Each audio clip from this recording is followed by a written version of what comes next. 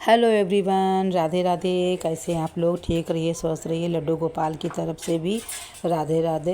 Happy Navratri आप सभी लोगों को दिल से जय माता दी। आज पहला दिन है मेरी माता जी का नवरात्र का और सभी के यहाँ सब पूजा पाठ हो रहा होगा। हमारे यहाँ भी कलश रख चुका है। आइए जानते हैं कलश कैसे हमने पूजा विधि कैसे पाठ किया कलश को रखने की। आगे जानते हैं, क्योंकि ये पवित्र दिन होता है माता रानी का। ये हमारा मंदिर हम लोगों ने एक दिन 2 दिन पहले साफ़ सुथरा कर लिया था।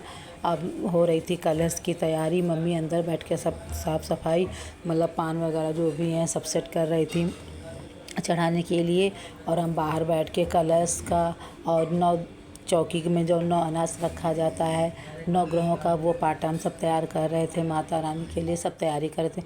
काफ़ी समय लग जाता है सब तैयारी करने में। हमारे यहाँ मिट्टी के कलश नहीं रखा जाता, तांबे का ही है बड़ा सा, उसी में हम लोग रखते हैं कलश को। और सबसे पहले तो रोली से हम जो है 5 या 7 सात्विक बना लेंगे नीचे ऊपर पूरे कलश में, फिर कलावा से बांध देंगे। ये हमारा 9 ग्रह का पाटा भी तैयार हो गया था, जिसमें सुपारी, बतासा, वस्त्र के रूप में कलावा, अनाज सब कुछ हमने रख दिया था। फिर आम के पत्ते जो हमें कलश में रखने होते हैं उसमें हमने चंदन रोली लगा दी। तो इधर मम्मी मिट्टी और बालू में जौ बो रही थी। जौ को हम लोग 1 घंटा पहले ही भिगो के रख देते हैं, ताकि अच्छे से जब फूल जाएंगे तो जब उसमें हम लोग बोते हैं तो बहुत अच्छे से मतलब हरी हरी उगाती है और अच्छा भी लगता है।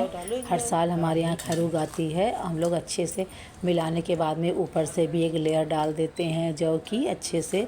फिर उसके बाद में नारियल जो सूखा होता है कलश के ऊपर रखना, उसको हम तूल बोलते हैं। लाल कपड़े में अच्छे से लपेटने के बाद में उसमें कलावा से अच्छे से कवर कर देते हैं। उसके बाद में चंदन या रोली से पहले हमने चंदन से सासू बनाए, उसके बाद में हम रोली इसी के ऊपर से ही टीका कर देते हैं कि दोनों का हमारा हो जाता है।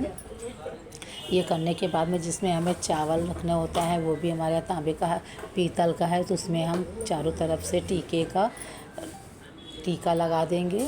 उसके बाद में जो पानी वाला नारियल होता है माता जी के पास में हम लोग रखते हैं, उसको भी रोली से अच्छे से शास्त्रित बना के लाल चुन्नी उसमें उड़ा देंगे अच्छे से कवर करके। उसमें भी हम कलावा बांध देते हैं माता जी के पास में रखने के लिए। और ये बहुत ही जहाँ हमें कलश रखना होता है वहाँ आटे से हम चौकी पूर लेंगे। आटे से बनाने के बाद में जहाँ पाटा रखना है 9 ग्रह का वहाँ भी आटे से चौकी पूर लेंगे। ये माता रानी का दिन है, बहुत ही अच्छा हो पवित्र होता है भाई पूजा करने में, क्योंकि सनातन धर्म में नवरात्र का पर्व अत्यधिक पवित्र और महत्वपूर्ण है। ये 9 दिनों का उत्सव देवी दुर्गा के 9 रूपों की साधना और उपासना के लिए समर्पित होता है। इन दिनों भक्त माता से शक्ति, साहस, समृद्धि और परिवार में सुख शांति की प्राप्ति की कामना करते हैं। धार्मिक मान्यताओं के अनुसार नवरात्र में माता की पूजा करने से घर परिवार में सकारात्मक ऊर्जा, धन धान्य और खुशहाली बनी रहती है। उधर चौकी पूरने के बाद में जो कलश था, कलश में लौंग, इलायची, पान, पैसे, 1 रुपये का सिक्का, इत्र की शीशी, हल्दी की गांठ नहीं है तो आप पीली हल्दी भी डाल सकते हैं। ये सब हम लोगों ने सुपारी सब जल में डाल दिया था और थोड़ा सा चीनी तो बतासे के रूप में हमने डाल दिया था, मीठा भी ज़रूरी होता है। फिर उसके बाद में आम के पत्ते कलश में लगाए। सारा सामान जो होता है कलश को रखने के बाद में जहाँ हमने चौकी पूरी थी वहाँ पे हम सबसे पहले जो मैंने जौ बोए थे बालू और मिट्टी में उसको हम सेट कर लेंगे, वहाँ रख देंगे। उसके बाद में जो हमें अखंड जोत जलानी है उसमें हम कलावा बांध देंगे। कलावा बांधने के बाद में रोली से आपको टीका कर देंगे, ऊपर नीचे सब टीका कर देंगे रोली से अखंड जोत को।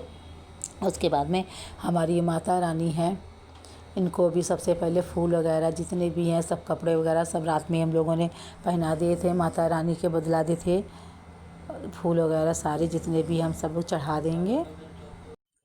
और जो हम लोग जौ को हमेशा से अनाज का प्रथम और शुभ रूप माना गया है। ये केवल खाद्य सामग्री नहीं बल्कि समृद्धि, जीवन शक्ति और उर्वरता का प्रतीक भी है। नवरात्र के पहले दिन जौ बोने की परंपरा इस बात का प्रतीक है कि घर में आने वाला वर्ष सुख, शांति, समृद्धि और आर्थिक स्थिरता से भरा रहे।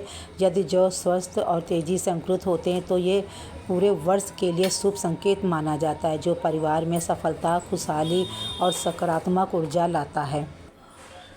और वही यदि उनके विकास में कोई रुकावट आती है तो इसे भविष्य में आने वाली चुनौतियों और समस्याओं का संकेत माना जाता है। केवल भौतिक रूप से ही नहीं बल्कि आध्यात्मिक दृष्टि से भी जो अंकुरित होने वाली देवी दुर्गा की कृपा और शक्ति का प्रतीक है। जो व्यक्ति श्रद्धा और भक्ति के साथ जो बोता है और उसकी देखभाल करता है वह सकारात्मक ऊर्जा और मंगलकारी परिणाम को भी प्राप्त करता है।